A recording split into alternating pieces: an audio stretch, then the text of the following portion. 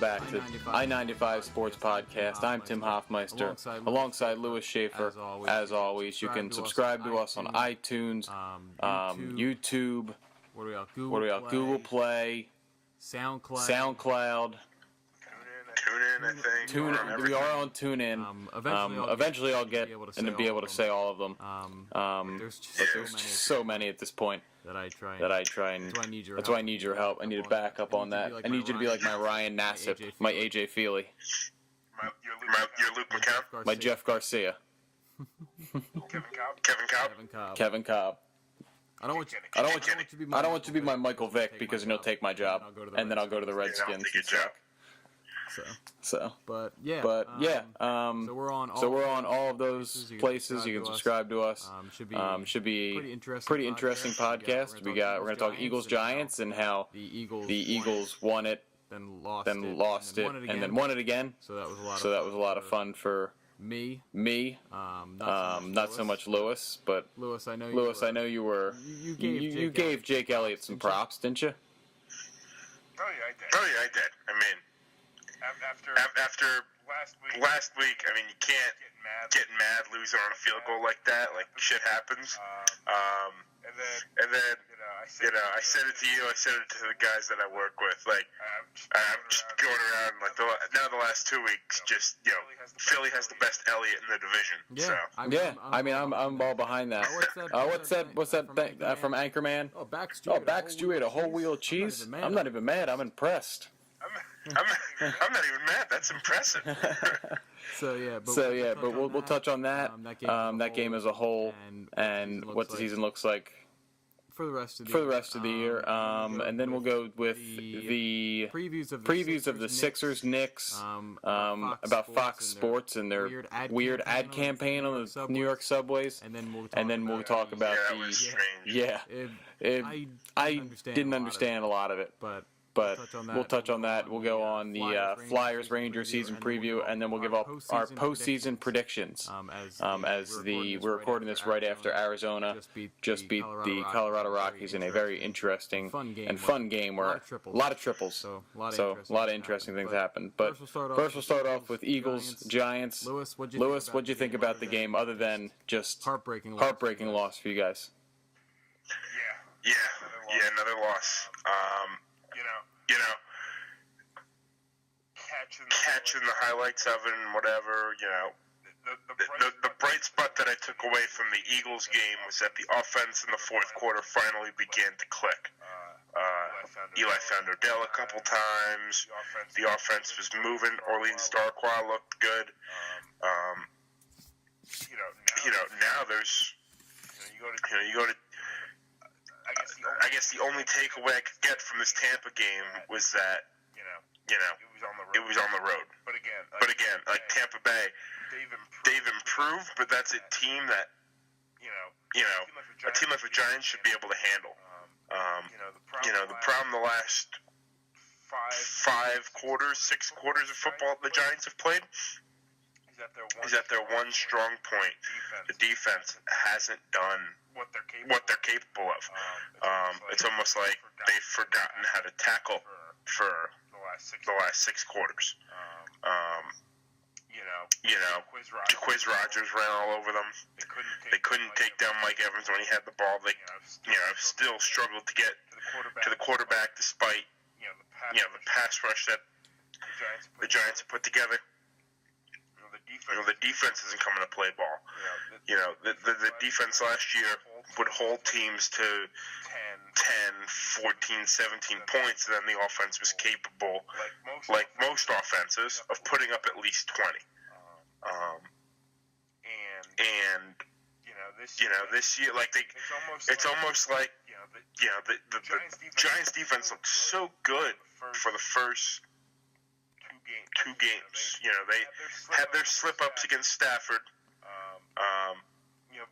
For the most part, they held the Eagles somewhat in check, where Wentz wasn't able to run away with the game, and it was able to be close to the end. And then the Dallas game was close because of the defense. It's almost like now the offense is clicking, but the defense can't stop a nosebleed. So they're gonna have to get it. easy thing to say, but they're going to have to get it all on the same page to be able to right the ship here. I think the Buccaneers are grossly overrated, and I think you're going after the wrong person. I mean, the defense can only do so much when they're getting no help from the offense. I mean, you got the whatever look Ben McAdoo's going for. I mean, I don't know if he's going for like outsider pedophile look or something like that, but it's not fitting him. And I'll tell you what, he is not a good coach at all. Calling out Eli on the press conference, going after he's a weird guy, which how he goes with stuff. And he's not a very good coach. Not good at play calling. Not the offense isn't running well. I know you got an offensive line problem, but still, if you were as highly touted a coach as he was, I mean, he was around as the offense coordinator when they didn't have a run game and they had offensive line problems. So, I mean, I think it has to fall on him and him only. Yeah, I'd agree with that. I mean, to your comment about him just kind of, calling Eli out in the media, which shouldn't happen. I'm all for getting on a player when he's got an attitude issue or whatever. Like today, actually, I saw it on ESPN about Ben calling out Antonio Brown about his whole sideline meltdown on Sunday against Baltimore. Ben was in the right there to call out Antonio Brown. Eli hasn't, Eli's been Eli.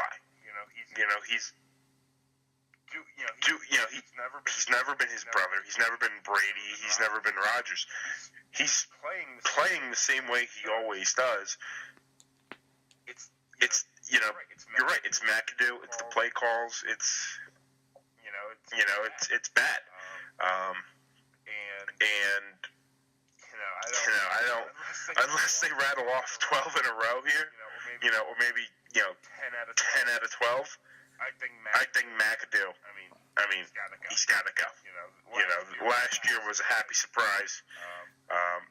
Now played up to that level. You have the schedule to match, and you're falling short. If they lose to Los Angeles this week, I'd consider it on the spot. Especially if it's because of the play calls again. I mean, he's just the fact that Jeffrey Lurie was able to, and I believe this now. He was able to make the Giants think that if they didn't promote him, they were going to lose him. Yeah. And the fact that I think Lurie was just like, actually, I'm not an idiot. I'm actually on the Pederson bandwagon right now, the Doug Pederson bandwagon. I am on the sides of it. I am on the sides of it because just so I can get off easier. But the defense looks good. I love Jim Shorts. I mean, even when I wasn't a fan of Pederson, I kept saying I hope he's somewhat serviceable because I really like Shorts as a defense coordinator. But Pederson in the offense is looking good. They're running the ball very effectively. I would like to see more affirmation runs, but that's just who I am as a person. But his offense is mostly shotgun. Wendell Smallwood looks good. They're getting the ball to Ertz. I wish just Torrey Smith would catch the ball more. I wish Alshon would get open more. But overall, I mean, on the offensive line, I'll tell you what. Everyone was giving them so much crap for them being rated number one. Like, I trust Pro Football Focus with my life almost because they were rated number one. And everyone was like, Raiders are better than them. Cowboys are better than them, and the Cowboys and the Raiders offensive lines right now look terrible. And I'll tell you what, after I saw what the Redskins did to the Raiders offensive line, I looked back at that first game totally differently. And I said, wow, you got to be kidding me that we were able to do that with only 4 serviceable offensive linemen because we had Salomalu in for that whole game. And he was getting Jonathan Allen. He was getting wrecked. The fact that we were able to still protect Carson as much as we did, and run the ball as well as we were able to. I was amazed. I think Wisniewski should be the starting left guard from here on out. I know he's still splitting. He's getting the majority of snaps, but not all the snaps. They're still trying to put Warmack in there, which I don't know what we're trying to do. If we're part of like a rehabilitation thing with the NFL, where we're trying to get first rounders to play for us. I'm over it. Play Wisniewski. I don't care that he's 28 and I don't care. Just play him because he's been the best left guard we have right now. So. But yeah, I think I'm all in on Doug Pederson as of right now. I'm very happy. Yeah, no, definitely. I would be too if I was an Eagle fan. The thing that's been the biggest shock to me has been, and I'm sure there's evidence of this, if we look back at the old Monday Night Lights videos. But the fact that LeGarrette Blount's played well. I know when the Giants were looking at him, I didn't want him. I didn't want them to touch him with a 10-foot freaking pole. Because we all saw how bad he was with the Steelers. It was so bad that they cut him, and then he went back to the Pats. And he's proven me wrong. He's still got, he's still got it. I mean, like I said, the offensive line is amazing this year. And I kind of foresaw that a little bit, just because, media was talking shit on Peters, saying they should, either rework his deal or cut him because he wasn't worth it. I mean, whatever he's getting paid right now, I bet you it's less than Tyron Smith. I think it's 11 mil. So. And he's definitely playing better. I'm sure Smith gets more than that. I'm sure Penn gets more than that. I'm sure some of the guys that signed this offseason with like Minnesota and Detroit are getting paid more than that. And Peters is definitely worth it right now.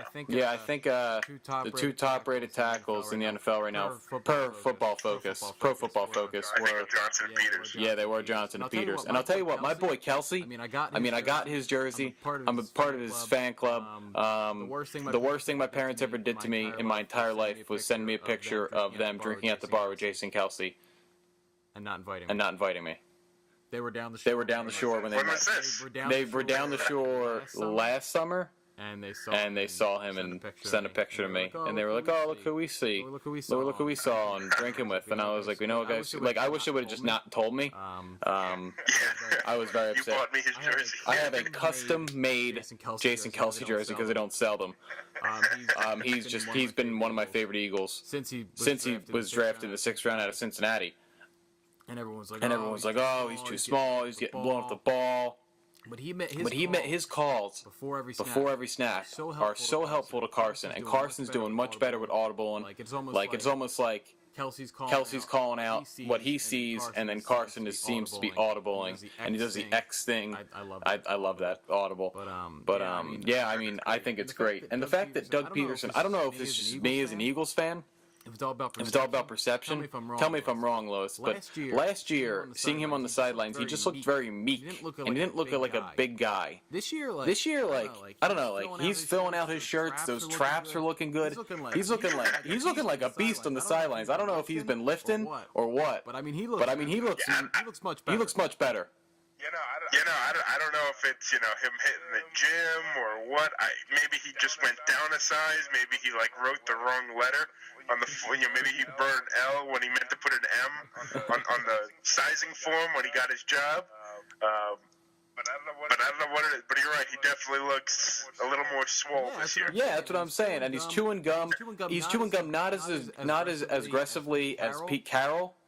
But no one can chew as aggressively. Yeah, I know the guy's got TMJ or something, but he is chewing gum there. He's got a swag to him this year, and I think. I mean, the one thing, like I said, Schwartz is a defensive coordinator, but also the way the players talk about him. They're like, "Yo, we love Doug Pederson. We love Dougie P." And you can kind of see it. Maybe it's his swagger that he's gotten, and I don't know what it is, but they like him. He's got it. He's been bulking up in bulking season. In the off season, probably with the players. So I'm all as of right now. I am cautiously all in on Doug Pederson. On Dougie P. So. But yeah. So that's just the rest of the season for me. I think you see. I think we're the best team in the division. If we can keep up beating teams that we should be beating. I think that's where you're going to see a separation between us and the Eagles and everyone else. I shouldn't say us because you're a Giants fan. But we're able to beat the Chargers, and then I think we can beat the Rams. If we can beat the Cardinals, can these other teams do it? And I think there'll be some hiccups here and there because it's the NFL, and we're not the best team out there. But I think if we can beat the teams we're supposed to beat, I think we'll be fine. And I think a team like Arizona coming up, I think you should be able to beat them. You should be able to get great pass rush. Should be able to shut down a run game that really doesn't have anyone now that David Johnson's hurt. A washed-up Carson Palmer. The defense for Arizona's defense will still be very stout, but I think it's a winnable game for the Eagles.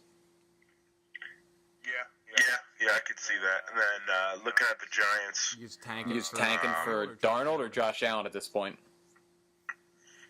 I don't know. I think I'd rather trade back and get Rosen. Yeah. Baker Mayfield is he the savior? Don't tempt me. Because I will have the Giants jersey that says Bayfield. Yeah. Me and all the Oklahoma sorority girls. But this week home against the Chargers. If we can't win that game, like I said, screw it. McAdoo out. If you can't beat the Chargers at home, when they couldn't beat you. Essentially, the Eagles and Giants could have gone to overtime had it not been for Jake Elliott. I would fathom a guess that the teams can be close when both teams are on the top of their game. If you guys can go in there and to Los Angeles and beat them, if we can't beat them in MetLife Stadium, there's a major freaking problem. I don't know if he'd be gone in the middle of the season because that's just not the way the Mariners do things. But definitely, like if he can't beat the Chargers, that is the one game that they'll look back at the end of the season and dude, you couldn't beat the Chargers at home. What are you doing? If they can't win that game though, just thinking negatively, then you got Denver, Seattle. And the Rams. And we couldn't stop Jaquiz Rogers, let alone Todd Gurley. Yeah. And then CJ Anderson. It's gonna be tough. CJ Anderson. Seahawks. That defense. Make it better. Denver. We're in Denver. But yeah, if we can't beat the Chargers, then I can see 3 more losses in a row. 0-8. Then.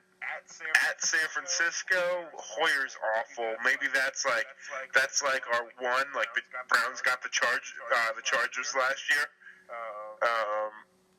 But then KC, Washington, Oakland late in the season, so Carl will be back. Dallas, Philly, Arizona, Washington, and we're in Arizona. Like I said. The Giants were good last year. They have the schedule to account for it. There's no let-up in this schedule, let alone the fact that we are playing the AFC West. And from aside from the Chargers, that division is loaded. And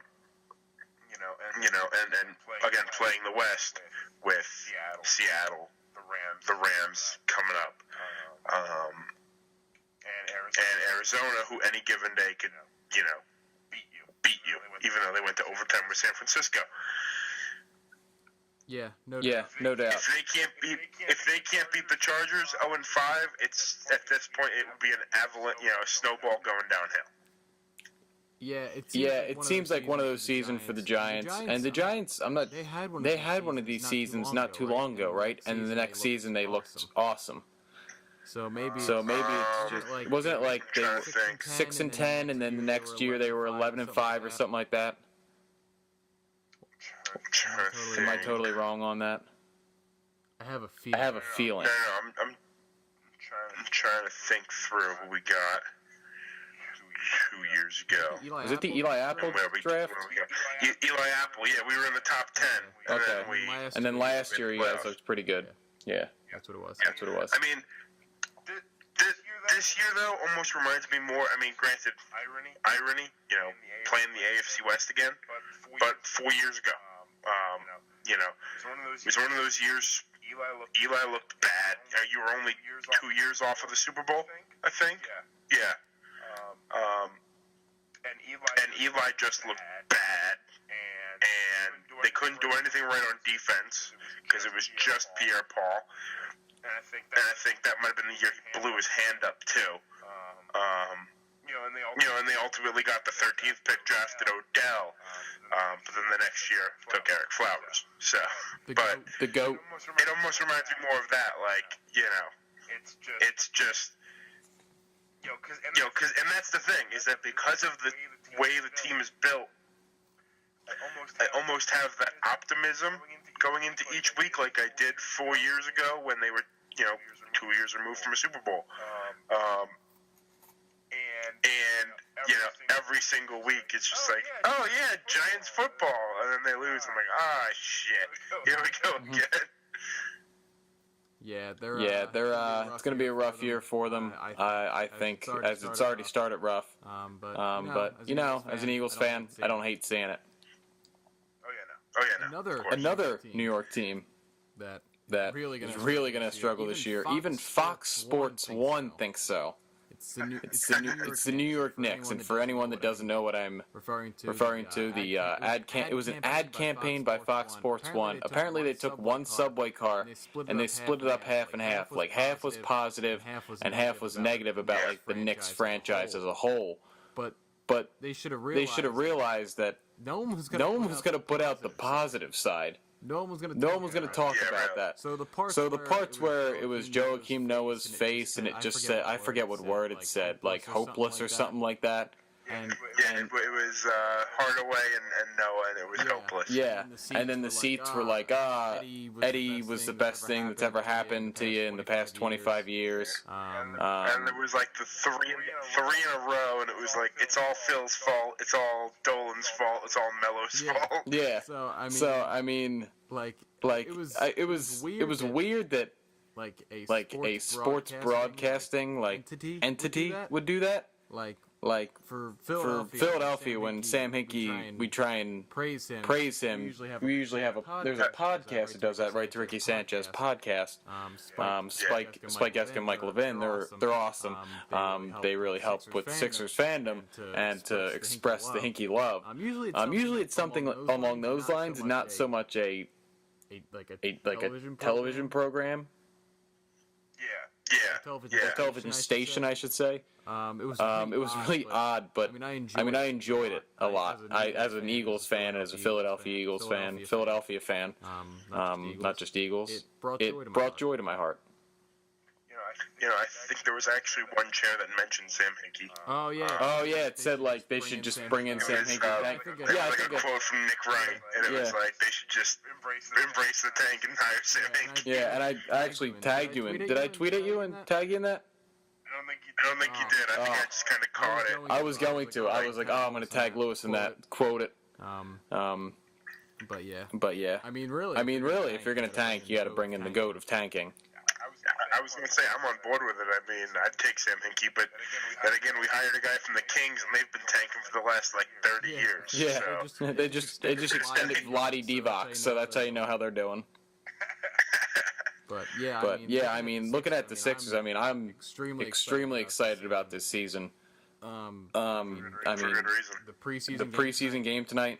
I was so excited to watch it. We lost by 20, but it's preseason. I don't think Simmons really played more than 20 minutes. The only person that would take, not to cut you off, but the only person that would take a Grizzlies-Sixers preseason game overly serious would be Kona. Oh yeah, no doubt.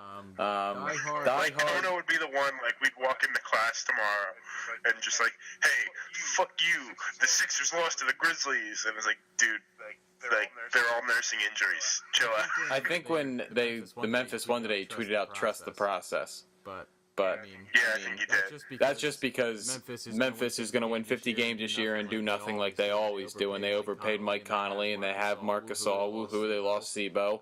I mean, who they even playing? Mario Chalmers, the Reclamation Project. Chandler Parsons. Yeah, I mean, overpaid Chandler Parsons. I mean, they're nothing. They're just mediocre. The Sixers, though, are on the brink of stardom. And seeing Fultz, who didn't play that well tonight, but that's okay. I mean, he's still going to be a rookie. You got to get him he'll get on. He'll come along.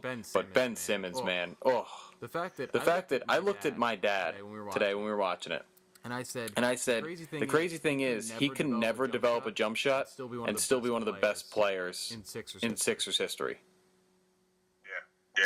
It's insane. I mean, the fact that he's able to, such great vision, he's able to get to the bucket, great touch around the bucket. I mean, jump shot would be nice, and it's okay. And I think he will develop one. But even if he doesn't, he's still going to be awesome. And of course, you hope Embiid's healthy. And then there's a lot of injuries. Saric. Then you have TLC. Korkmaz won't play this year. He looked good. He's just small and lacks strength. But playing with 87ers. Oh yeah, no doubt, all season, just so we can get minutes. But I mean, for me, I want to say that the high point is playoffs. I think in the weak East, I think you can make playoffs, but anything above 34 wins for me is a win this season. I definitely think playoffs should be fine. I think ideally, if you're the Sixers, I mean, the great spot would be to have home court advantage in a playoff series. I think that would be like the ceiling, 4 seed. Because you're gonna have Cleveland, you're gonna have Boston, you're gonna have Toronto. Probably. If the Sixers got a 4 seed this year, that would be insane. I don't think that's a possibility.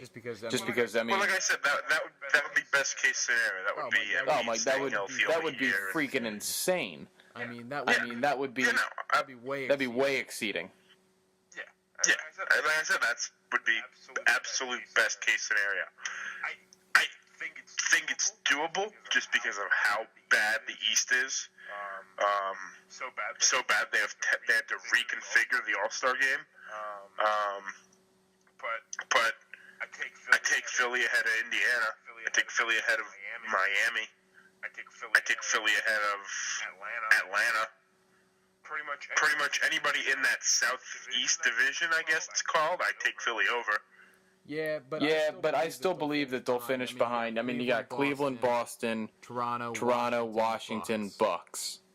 True, Washington. I forgot Washington. Yeah, so I think there's 5 teams that are better than you right now. As much as I would love to say F the Bucks, I do think that they are. They're a little older, and I don't think they can beat us head to head, but I think overall that they can finish above us, because how many games has Embiid played? That's the question. That'll be the big thing, I think, is the ability. Like, they play Indiana and Chicago how many times in the year, as opposed to Philly having to play Boston, Toronto. I mean, we get the Nets and the Knicks, but I mean, the Knicks you'll shit all over. I mean, the Nets are going to be an interesting team. Wouldn't mind seeing them just to piss off the Cavs being an 8 seed, or whoever the Cavs trade that pick to. Wouldn't mind the Nets sneaking in there, but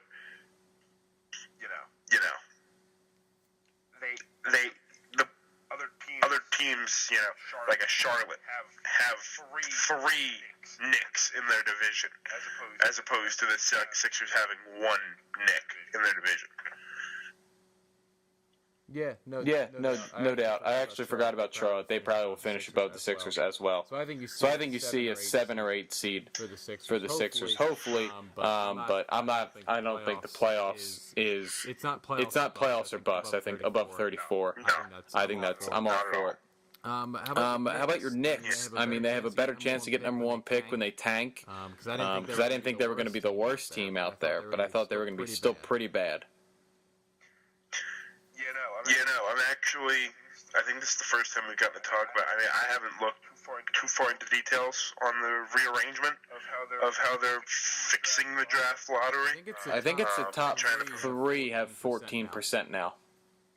Yeah, and then they like redistributed some to like the middle ground to try to increase the likelihood of like what Cleveland pulled off the year they were able to get the pick to take Wiggins. Like that was the one thing that I saw that and I was like, okay, like I'm fine with that because the Knicks have some pieces in place and I want them to show me something. When the Sixers were at the very bottom, when they got the number one to take Simmons, it was Covington, and then it was Stauskas, TJ. Other than that, like it was guys from the '87ers, or that should have been in the D League with someone.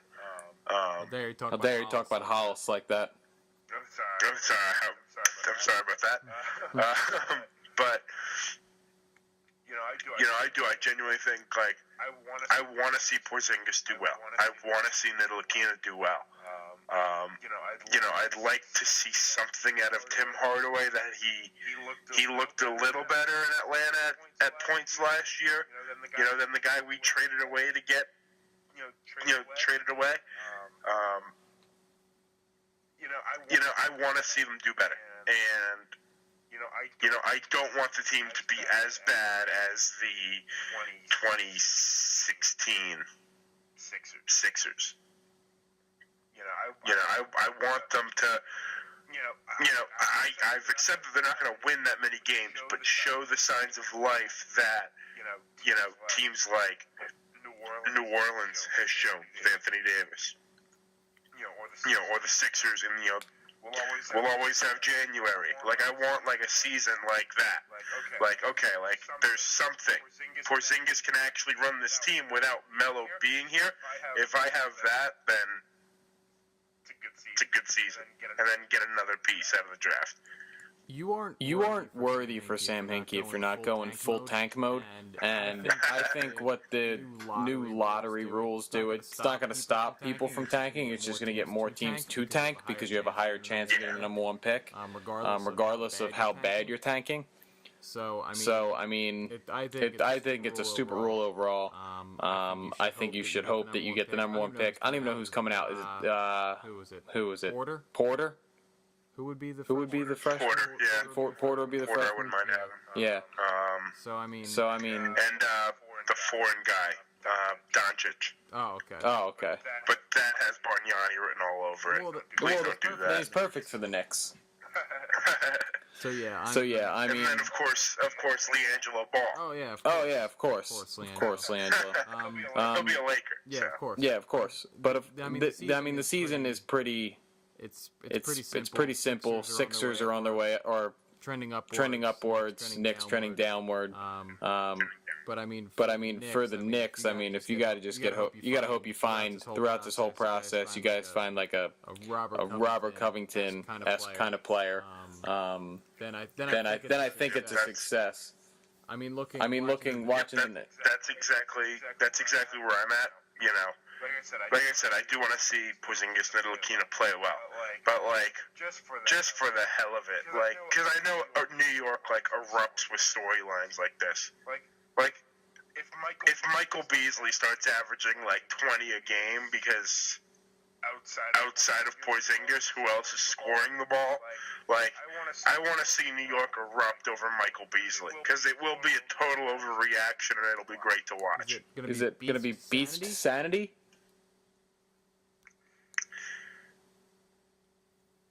Possibly. I'll need more time to work on a nickname. It could be Beast Mode, but I wanted to get the. It could be Beast Mode, but I wanted the fact of it to be known that New York freaked out over Linsanity. I just wanted to make sure. I wanted to make sure that comparison got through.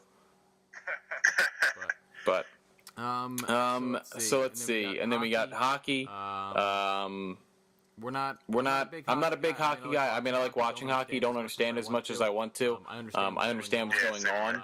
I understand who's good and who's not. But I can't really get into like, oh, they need to do this better on the ice, because I just see guys skating around and I hope pucks go in the net. So my take for the Flyers is that they are very young. They need to play the young players, and they're not going to make the playoffs. That's my hockey take. I would say it's fire, but we're talking about guys that play on ice. Yeah. But I don't know. I'll go with the same thing I did last year with Rangers. Low expectations. I won't pay attention. And then when they're like 3 seed, I'll be happily surprised, and then disappointed when they get knocked out. I'll stay up with them the whole season. I mean, I have my father's season ticket holder, so I try and go to as many games as I possibly can. I really like watching it, but like I said, I don't really understand like the triangle. There's like the weave, or the flying V is the only hockey term I get. It's the only offense I know is crash the net and the flying V. I know all the terms. I know what good play looks like. I just can't really explain how they scored that goal, other than they passed it and shot it in the net. Yeah, exactly. Like, I know enough to get to know when they fuck up, but I don't know enough to know when they're doing well. Yeah. Fair enough. All right, so let's get the stuff we do know. Baseball postseason. Obviously, the Phillies and the Mets end it, and they both did not make the playoffs. Phillies moved on. Yeah, or the Braves. Phillies moved on from Pete Mackanin. It's interesting to see who their new manager will be. My vote's for Dusty Wathan. Got a chance to know him. Great guy.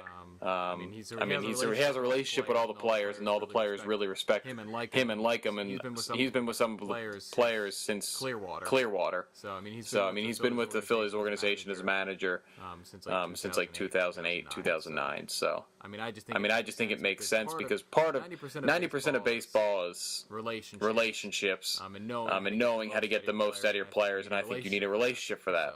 So my vote's for Dusty Wathan.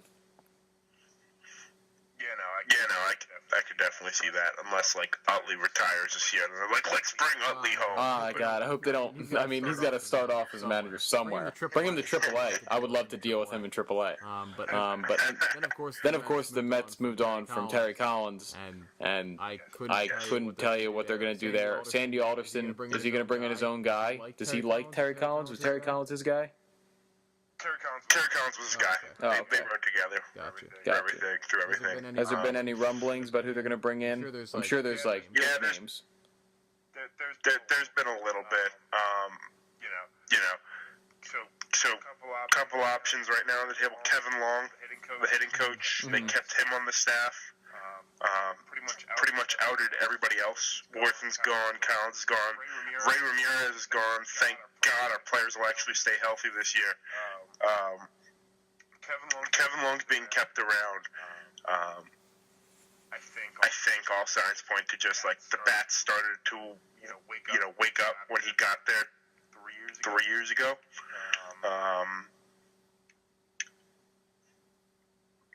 But he thinks that he has a shot at manager, which is why they kept him. So we'll see. And then Bob Guerin, who was our bench coach when we first got Collins, and then left to go to L.A. when Roberts got hired there. He's been talked about because he'd be kind of, pseudo Collins, and kind of keep the same culture. And then the one I really want that's being talked about, but I feel like every other team that has a manager opening is going to go for him because he's been valued, is Alex Cora. There's a relationship there. I know Sandy brought him in at the back end of his career when they were trying to, just fill in some veterans while the young players were, he was along the same lines like the Marlon Byrd signing. He was along those same lines. So there is a relationship there with the Mets that he might not have with some of the other teams that may go for him. I loved Alex Cora when he played. I loved his interviews afterward because he was very almost surgical with things, like, you know, this fine little detail that you wouldn't pick up normally, like, I saw it and you need to fix it. I would love to have that, especially when you're going to have that mix of younger guys that need that coaching, you know, and older guys, you know, all-stars, veterans that, you know, might not necessarily need it, but when they do, like, it's a little thing, you know. Yeah, I mean, I don't need to coach him every day. I think Alex Cora might be the best option of guys out there. So I totally agree, but like I said, I mean, I think it's going to be a situation where, you know, we have an opening, you guys have an opening.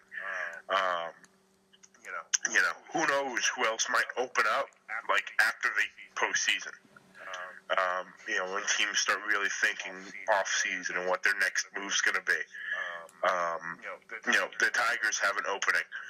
I feel like and he was in demand last off-season, so I feel like there's going to be so many teams kind of, you know, throwing darts to try to get him. That, you know, it would be typical Mets to just miss out on the guy that could be a really good manager. And then end up with, you know, some Joe Schmo. Yeah, Bob Guerin would come back because we missed out on Alex Cora. Again, Bobby Bonilla coming in to manage. Might as well give it. You want your $1 million a year? Come in. But yeah, so that's just the sad life of Phillies and Mets fans starting the offseason relatively early. Now we have the postseason. Wild card games finished. The Diamondbacks, like I mentioned earlier, they won a thriller. I think it was 11-8, if I'm not mistaken. That was a lot of fun. I'm on the Diamondbacks bandwagon. Lewis is wearing his Diamondbacks hat for anyone that can't see, which is everyone.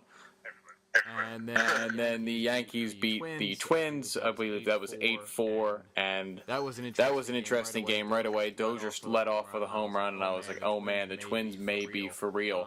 But that subsided with beautiful managing by Joe Girardi. I mean, he was able to work out, just use the bullpen and get, I think it was majority of the outs. I think it was like 20 outs with the bullpen or something crazy like that. 26. Was it 26? He pulled Severino after 1 out. Oh, okay. So the matchups are going to be Indians, Yankees, Astros, Red Sox, Dodgers, Diamondbacks, Nationals, Cubs. We'll start with Indians, Yankees. Lewis, tell me who you like and why, and I'll give you the reason why I like probably the same team, if not the other. Yeah. I'm gonna go with Cleveland. I think the pitching's too strong. I like the Yankees lineup, but they strike out a lot, and that goes into Cleveland's hand. And Cleveland has just as much thump in their lineup. So if they can go to Cleveland, take the first 2 games, then they can outslug them in the Bronx on Sunday. I think Cleveland. I would probably say Cleveland in 4. Yeah, I like Cleveland a lot too. I think it's a possibility to go 5 games, but I wouldn't. It's one of those series where I wouldn't be surprised if you get sweep or if you get 5 games. I agree with you with the pitching. I agree with you with the lineup. One name that I think was lost a little if you weren't a Cleveland Indians fan all year. Edwin Encarnacion. Playoffs is his time. He will shine, and he will hit some dingers. I'm certain of it. I like the Indians. I think it's one of those series that can swing back or forth. Can go 3-0, it can go 5. But either way, I still think the Indians get it. This is why they brought him in. So it's just time. Like you said, it's time to shine. No doubt. So we got Astros, Red Sox. I'm gonna go with the Astros. Something to play for with the whole hurricane thing. Verlander back in the playoffs. He's looked good since going over to Houston. It's gonna be, and Boston's using Price out of the bullpen. So again, Houston's got the pitching. They've got they both have bats. And Houston's got something to play for. They don't do this all the time. They're a young team that's finally hit that ceiling. So I could see them through. I'd say this one's definitely a 5-gamer though. Yeah, I would go 5 games too. I do like the Astros. They're pretty even. I think the lineups are pretty even. I think the Astros make it a little of an edge. Rotation's pretty even. I think the Astros make it a little of an edge there. But the thing that I really look at is bullpen. I mean, I think the Astros bullpen is super deep.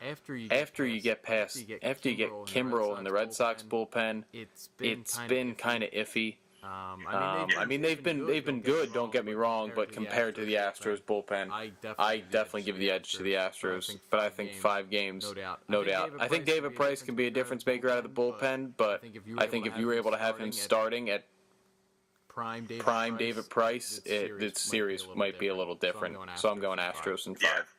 Like you. All right, so we got Dodgers, Diamondbacks.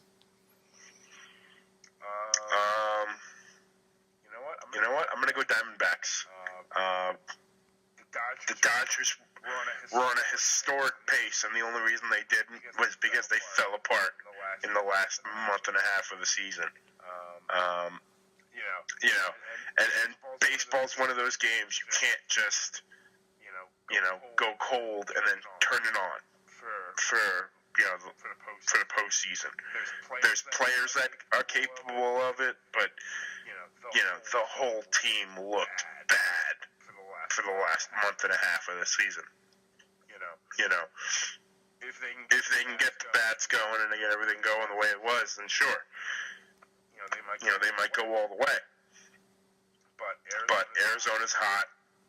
JD Martinez, since coming over, I've seen the stats. It's comparable, if not better, than what Cespedes did 2 years ago when he came over to the Mets from Detroit. There's just something about them that I can legitimately see, given the circumstance, given that Los Angeles was bad. I could see Arizona taking them down. It would be a 5-gamer, but I could see Arizona taking them. The Dodgers are easily the better team in this series, better pitching. The lineups are relatively even. Maybe Arizona gets the nod there. Bullpen definitely goes to the Dodgers. The bench goes to the Dodgers. I mean, you look at their bench is so deep. But I may or may not have put a penny or two on the Diamondbacks to win it all. So I'm going Diamondbacks in the series. And we got to stop agreeing. We have to stop agreeing. All I want is, like I said, I wanted to go game 5, but I just really want a situation where, because he left Kershaw's side to go to Arizona, Greinke versus Kershaw in game 5. That'd be awesome. That'd be awesome. And another thing is that the Diamondbacks use Greinke and Robbie Ray tonight in the game, so their pitching staff Bradley is a reliever for them. He actually was named like the all baseball team reliever, whatever they call it. He was one of the relievers of the year. So he's been awesome out of the pen, which it sucks because you want a guy that you draft in the first round as to fill potential starter. But I mean, hey, if you can get if you can get a top-notch reliever, badass reliever, you take that too. But yeah, I mean, looking at it, everything is in the Dodgers' favor. But like I said, I may put a penny or two on the Diamondbacks to win it all. So I'm all in on the Diamondbacks. And especially if the unit's going to be at every game, I'm all in on that too. Oh yeah. Nationals, Cubs. Again, another situation. Were the Marlins even above 500? Nationals have had the division locked up for months. They've been able to kind of take their foot off the gas. Cubs came on late. I like their pitching. I think Scherzer's got some sort of issue that they're watching. Cubs are able to roll out there with Hendricks, Lester, Arrieta, and Quintana. I like the Cubs. I like the Cubs I'd probably say 5, just because Scherzer and Strasburg will keep the Nationals afloat, but I'd say Cubs in 5. I got 2 words for you. David Murphy. Oh, Jesus. I knew you'd bring him the fuck up. That's why I'm taking the Nats in this series. Zimmerman is hitting great. David Murphy is going to be David Murphy against his favorite team. Yeah, that's what I said. I know what I said. He's gonna have no mercy. David Murphy against the Cubs team that he loves to hit, especially in the postseason. I just can't see them. I know that. Oh yeah, I just can't see him not tearing up the Cubs. Scherzer, the problem with Scherzer is that he didn't have any competition towards the end of the year. He got bored. Guess what? Big stakes. Here he comes. Going to pitch awesome. Drew Gonzalez pitched awesome this year. Strasburg, he can be hit or miss, but he can still overpower you. Tanner Warrock coming out of the bullpen. I think he's a very underrated player. I think he can have I think he had good success in small doses, kind of like Adam Morgan has for the Phillies. I think he could be a really good reliever. Obviously, he's still a pretty good starter, so they're not going to move him there.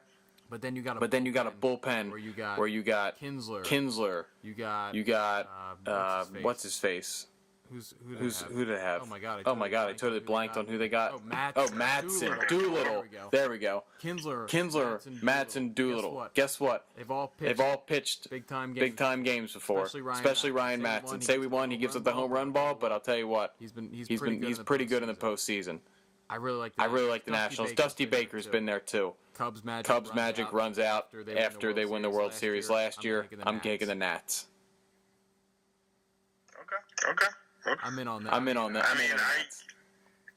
what's that? I'm in on the Nats until they play the Diamondbacks. I agree with you, but at the same time, I mean, just like you could say, their bullpen, the Nats bullpen. I'd give you Strope. I'd give you Wade Davis. This is the matchup with the two most similar teams. And for me,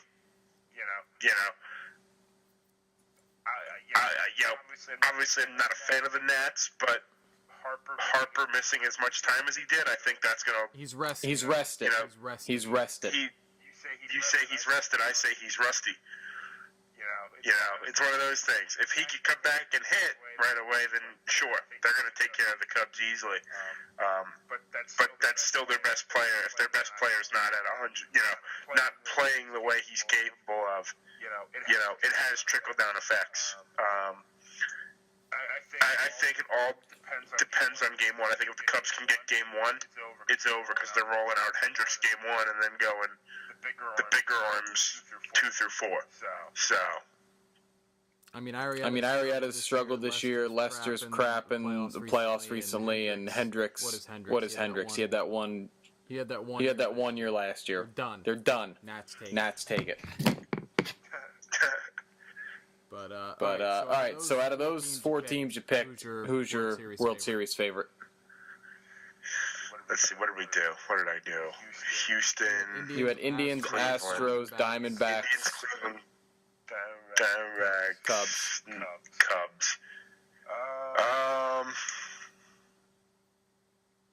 I'll take Cleveland to get back there. If they get, they're going to get rolling. They're going to get into that groove they got into last year.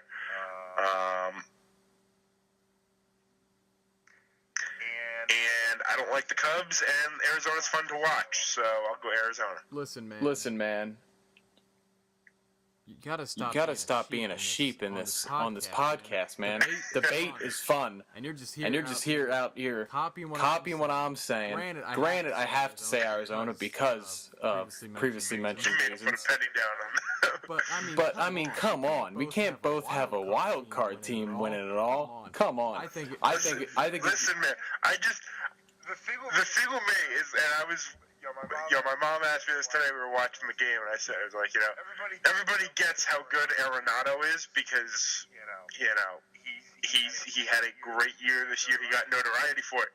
But Paul Goldschmidt's been doing the same thing for like 5 years, and no one notices because he plays in Arizona, and I just want him to get national attention. Paul Goldschmidt is amazing. He's probably one of my favorite players in baseball, if not my favorite player in baseball. And I think exactly. And if he was on the Yankees or the Phillies, he'd be on like Mike Trout, Bryce Harper levels of notoriety. But he plays in Arizona. Like, I just want him to get realized. Like, I want people to realize how good Paul Goldschmidt is. If Arizona makes a run, and AJ Pollock for that matter. Oh, I love AJ Pollock, Notre Dame grad, by the way. If Ketel Marte actually played phenomenal tonight, the fact that they were able to get him and Tejan Walker for Mitch Hanigan and Gene Segura, this might be a star, like a coming out party for Ketel Marte. But if Paul Goldschmidt and the Diamondbacks can make a run, this will be the crowning of Paul Goldschmidt being a star on the national stage, even though I think he already is a star. And personally, as a Phillies fan, and as someone who's watched Rhys Hoskins very closely working with the Iron Pigs and getting to know him and his swing and his approach, I think his max out, Rhys Hoskins' max, is a Paul Goldschmidt-esque type player. Paul Goldschmidt is not athletically phenomenal, but he has a great approach.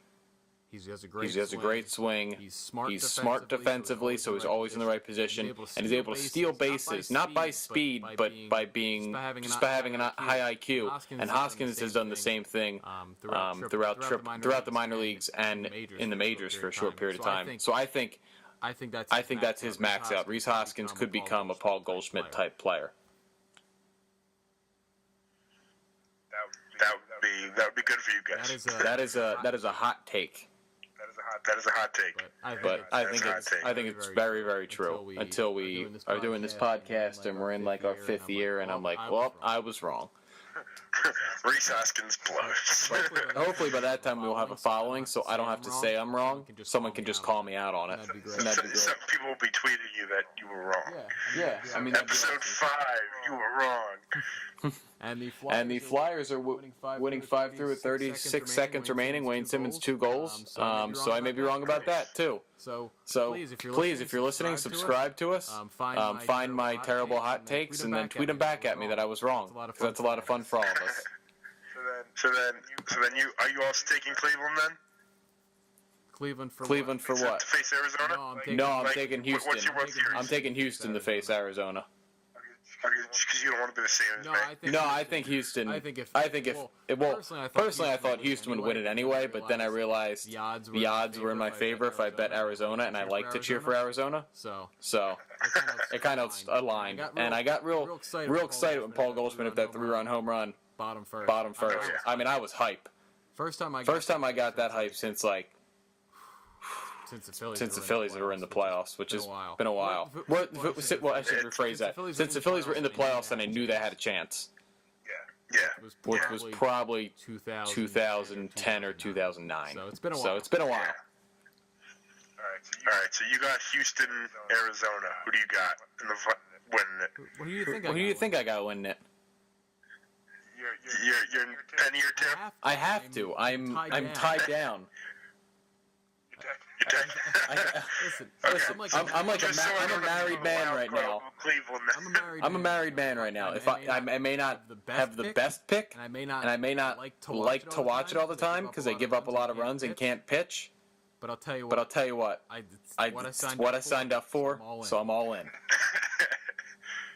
Gotta do what I can't be cheating. I could be looking. I could be like, ooh, damn, Houston's looking good, but nope, tied down to Arizona.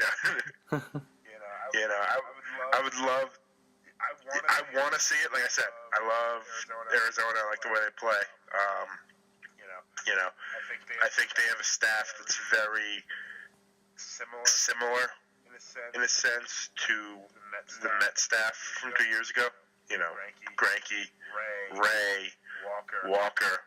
If they can get hot, that's a good staff for the playoffs. But just when I'm the same final pick as you, I'll take Cleveland. They all year, aside from the 22 game win streak, they've reminded me a lot of keep referencing the damn World Series. The Royals 2 years ago, got there the year before, ran into a buzzsaw in the Giants. Just like Cleveland ran into just a Chicago team at the right time. They were ready to break the curse. I think they get back this year, break their own curse. They made the move for Encarnacion. The pitching's hot. I will say this with an asterisk. Indians in 6 with an asterisk as long as Trevor Bauer stays away from drones. I have Diamondbacks in 4 because I know they're not going to get there, but I really want them to because I hope they sweep whoever comes out of the American League now, so you can be right. Oh God, that'd be so great. I would. That'd be awesome. But I might have to get in, if I won't have the same odds, so I may have to put down a couple more pennies, but I may have to get in on this Arizona go too. Yeah, I was scared because I was looking at it, and there was, the Twins had worse odds, but I felt more, and the Rockies had more odds, or higher odds, where the more you bet, the more you make, and whatever. I think both those guys were plus. The Twins were plus 3,500, which means on a $100 bet you would win $3,500. And the Rockies were 3,200 or 2,800. The Diamondbacks ended up being 1,050. So I liked the Diamondbacks. I think they could make a run, and I like to cheer for them. So I went for it. So the odds are probably different now because of the two guys with the worst odds were eliminated, so they probably got adjusted.